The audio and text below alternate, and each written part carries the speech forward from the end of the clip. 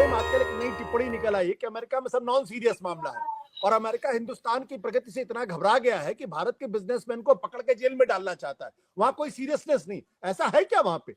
हरी जी unmute कर अपने आप को। ऐसा मुझे बिल्कुल नहीं लगता। जो अमेरिका के इंस्टीट्यूशंस हैं वो बड़े मजबूत रहते हैं और बड़ी मजबूती से अपना काम करते हैं। बड़ा प्रोसीजर है इसके पीछे, कुछ एक डेढ़ या पूरे 2 साल की प्रक्रिया है। तब ये उस प्रक्रिया के बाद ये मसला यहाँ तक पहुंचा और वो अमेरिका है तो वो उसको लॉजिकल एंड तक ले जाएंगे। जितना जितना जितना लाइटली यहाँ पे लिया जा रहा है उतना लाइटली मसला है नहीं, ये उसको लॉजिकल एंड तक जाएगा। जो उसकी पूरी पूरी की पूरी प्रक्रिया है वो चलेगी और वो वहां पर मतलब ये उसको हल्के में लेना ठीक नहीं है। और जहां तक मेरा ख्याल है अदानी ग्रुप जो उसको हल्के में लेगा भी नहीं। कम से कम उनके जो टॉप के एग्जीक्यूटिव हैं उसकी सीरियसनेस को जानते हैं, वो समझते हैं उन सब चीजों का। वो ये भी समझते हैं कि उनके मतलब क्या है, वो ये भी समझते हैं कि इसका लॉजिकल एंड कहाँ तक होगा और ये कहाँ तक जाएगा। वो सारी चीजें हैं, वो वहीं तक जाएगा। वो उसको उतनी आसानी से मतलब हमारे यहाँ कितना सीरियसली लिया जाए न लिया जाए वो एक अलग मसला है। अमेरिका में इन सब चीजों पे आप देखते होंगे अक्सर बड़े बड़े जो टॉप के लोग होते हैं, माइकल जैक्सन जैसा बड़ा आदमी 2 मिनट में हथकड़ी उसको पीछे से लगा दी थी उन्होंने। वो छोड़ते नहीं आसानी से उन चीजों को। और जो वहाँ का जस्टिस का मसला है, जो वहाँ के जजेस के फैसले होते हैं वो इतनी इतनी आसान नहीं है। वो लॉजिकल एंड तक जाएगा। बट हरी भाई एक और सवाल है कि वहां पे एक और कोर्ट ने भारत के जो नेशनल सिक्योरिटी एडवाइजर उनको भी नोटिस इश्यू कर दिया है। अब उनके पास में एविडेंसेस हैं, वो एक पूरी पूरी प्रक्रिया से आया है, उसमें उनको कुछ नाम मिले हैं, उस नाम के बेस पे उन्होंने अपना उन एविडेंसेस के बेस पे उन्होंने वो नोटिस इशू किया। अब वो नोटिस इशू जो किया है तो वो भी लॉजिकल एंड तक जाएगा।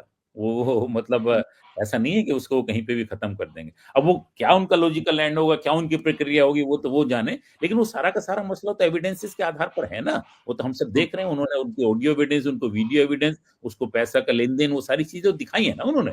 उसमें उसमें कहीं कोई ऐसा बात तो है नहीं कि भाई कुछ को मेकअप किया हुआ है। और वो सारे के सारे उन्होंने समन इशू किए हुए हैं। उस आदमी को, एक आदमी को पकड़ा हुआ, उनकी अरेस्ट में है, पोलैंड से उसको लेके वो अपने वहां पे आ गए, जिसका नाम निखिल गुप्ता है क्या।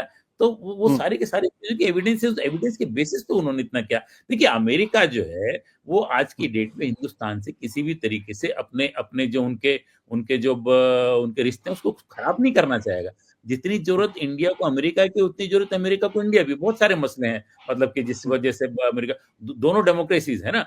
तो वो आज का जो पूरा वर्ल्ड का सिनेरियो है उसमें अमेरिका और हिंदुस्तान की फ्रेंडशिप जो है वो एक बड़ा नेचुरल प्रोसेस है और वो चीजें चल रही उसी हिसाब से। पिछले 20 सालों में हमारे अमेरिका से रिश्ते इंप्रूव होते जा रहे हैं, स्ट्रेटेजिकल लेवल पे इंप्रूव होते जा रहे हैं और बहुत सारे डिप्लोमेटिक लेवल पे। तो किसी भी तरीके से America, American state, American leadership India को ऑफेंड करना नहीं चाहेगी। लेकिन जो उनके जुडिशियल प्रोसेस हैं वो तो अपने लॉजिकल एंड पे चलेगा ना, उस पर कोई बहुत ज्यादा कंप्रोमाइज करते नहीं है।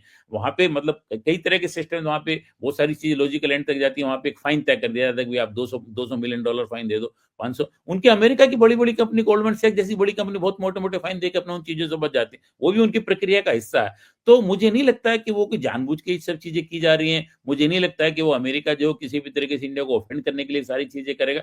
वो किसी भी तरीके से ऑफेंड करने की कोशिश नहीं करेंगे। लेकिन जो उनके जुडिशियल प्रोसेस है वो एक लॉजिकल एंड तक जाएंगे।